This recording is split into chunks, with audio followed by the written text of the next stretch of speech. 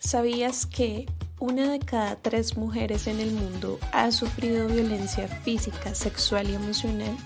Y una de cada 2 casos de mujeres asesinadas fue un familiar o pareja sentimental.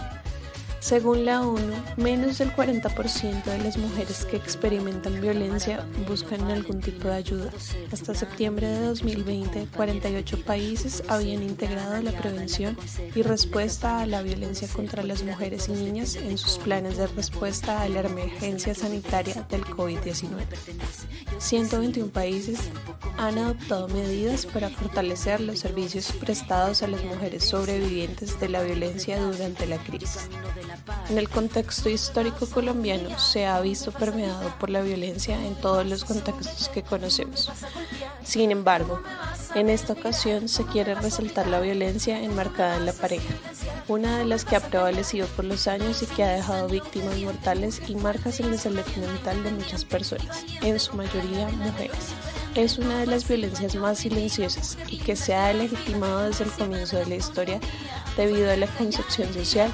que se tiene de lo que significa ser hombre o mujer y los roles de géneros que se han otorgado, evidenciándose sobre todo dentro de las relaciones afectivas. Según la Organización Mundial de la Salud, violencia se define como el uso intencional de la fuerza o el poder físico de hecho o como amenaza contra uno mismo, otra persona o un grupo de comunidad que cause o tenga muchas probabilidades de causar lesiones, muerte, daño psicológico, trastornos en el desarrollo o aprobaciones. De tal manera que encontramos que la violencia que se desarrolla en la vida de las parejas cumple un círculo que comprende el maltrato, la agresividad, los daños psicológicos sobre quien recae,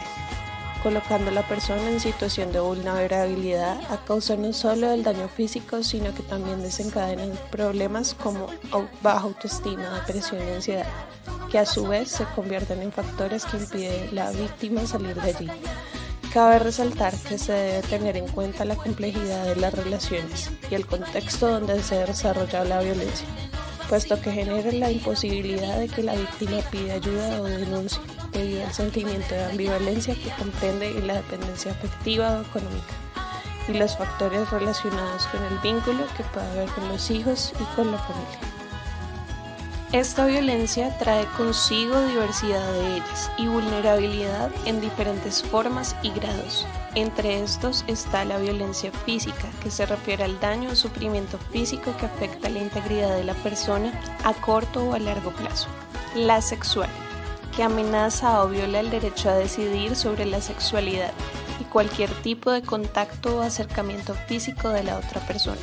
La económica, evidenciada por las limitaciones con intención de controlar o privar de medios económicos para vivir de forma autónoma. La psicológica, manifestada en conductas de acoso, restricción, humillación, manipulación o aislamiento, produciendo daños emocionales y perjudicando el desarrollo personal hasta problemas emocionales y psicológicos. Y la simbólica, que está relacionada con estereotipos, mensajes, valores o signos que transmiten y favorecen el hecho de que se repitan relaciones basadas en la desigualdad, el machismo y la discriminación o naturalización de cualquier rol de subordinación. A nivel de consecuencias están las físicas, que comprenden desde heridas leves, hematomas, abuso sexual, hasta problemas de salud, pérdida de órganos, limitación de capacidades o hasta la muerte. Las emocionales, generando sentimientos de inseguridad, inferioridad, autodevaluación, incapacidad para realizar actividades diarias y dependencia en todas sus formas. En términos psicológicos, trastornos como ansiedad, depresión o estrés postraumático, consumo de sustancias psicoactivas y validación de la violencia por el sentimiento de culpa. En las estadísticas se refleja el predominio de las prácticas culturales machistas y patriarcales en la legitimación de roles en función de género. En ellas se evidencia que la mujer es quien en su mayoría hace los trabajos de la casa, mientras que el hombre muestra menor prevalencia. Se evidencia que el porcentaje más alto de los casos reportados, el agresor ha sido su pareja o expareja. En el contexto de la violencia de pareja en relación con el género femenino, entre el año 2019 y 2020 ha disminuido un 64.8% en cuanto a la violencia intrafamiliar. Los factores de normalización de la violencia están enmarcados en la estructura social, que se refiere al contexto social que tiene una constante machista feminista y un sinfín de creencias culturales que normalizan la violencia y que por ende no permiten que los sujetos tengan un cuestionamiento y un rol de frenar este acto violento. También está enmarcado en los procesos de socialización frente a la legitimación que se da dentro de los roles de género y su construcción a partir del contexto cultural dada hacia una aceptación de la violencia. Y por último, en el sistema de justicia, frente a una limitación de recursos y de tiempo, así como también la negligencia de los mecanismos de control para llevar a cabo procedimientos de justicia contra la agresión. Dentro de los factores de riesgo se encuentran los motivos pasionales derivados de los celos, los conflictos en la pareja, la infidelidad y el deseo de controlarla, las emociones en cuanto a la depresión, el miedo y la baja autoestima en la que facilitan el ejercicio de la violencia por el victimario,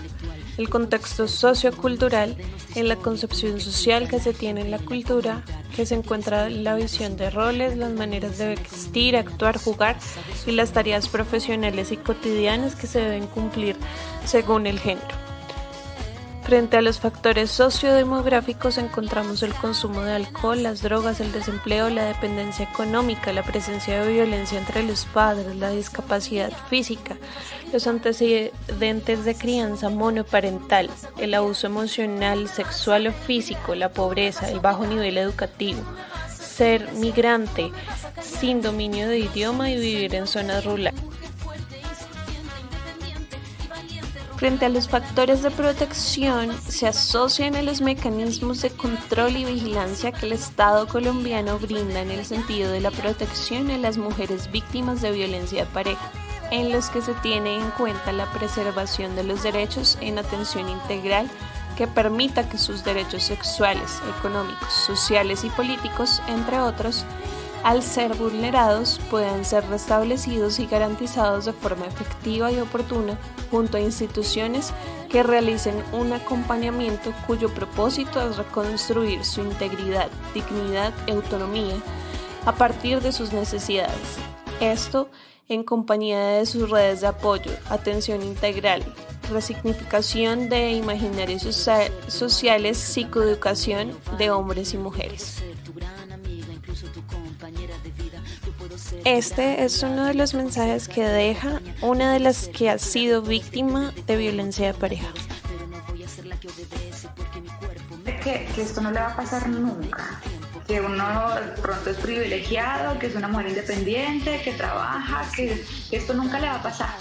pero claramente ninguna mujer está blindada. Entonces a las mujeres que están en sus casas, a las amas de casa, chicas que tienen sus novios, es una invitación a que no se dejen manipular, porque ninguna mujer es culpable, ninguna mujer incita a un hombre, ninguna mujer se busca que la golpeen. La actriz, al ver que la denuncia ante las autoridades no avanzaba, determinó hacerla pública porque el responsable, dice ella, se encuentra en libertad. Pensé mucho antes de tomar la decisión, pero ya sentía que me estaba enloqueciendo, guardando silencio, porque también mis amistades cercanas que sabían me decían: si tú te quedas callada, estás siendo cómplice de tu agresor. Eileen también aseguró que no recibió ayuda de su manager Gabriel Blanco al ver que recibió las fuertes golpizas. Yo lo que quería era salvarme, luchar por mi vida, por eso pedía auxilio, pedía una ambulancia, pedía ir a un hospital.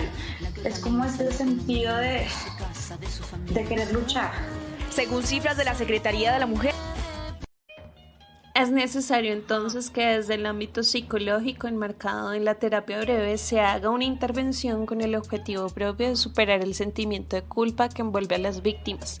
ya que éste influye en la no denuncia y aceptación de hechos violentos, así como también es importante abordar el sentimiento de ambivalencia que está establecido hacia su agresor, que en últimas es el desencadenante de la naturalización de este tipo de hechos. La violencia contra la mujer se ha vuelto un acto que se ha normalizado en Colombia desde siglos pasados. Se evidenciaron distintas maneras de violencia, pero esta era justificada y no existían las leyes que defendieran a todas aquellas mujeres que fueron víctimas de alguna manera, en distintos escenarios, de distintas formas, de todas las edades, color de piel, estrato social o nivel educativo. Estas acciones no solo perjudican a la víctima de manera física, sino emocional y psicológica, la cual deja consecuencias graves para ella, ya que le teme a la sociedad, tiene baja autoestima, poca seguridad en sí misma y suele dejar que su victimario sea quien controle sus acciones.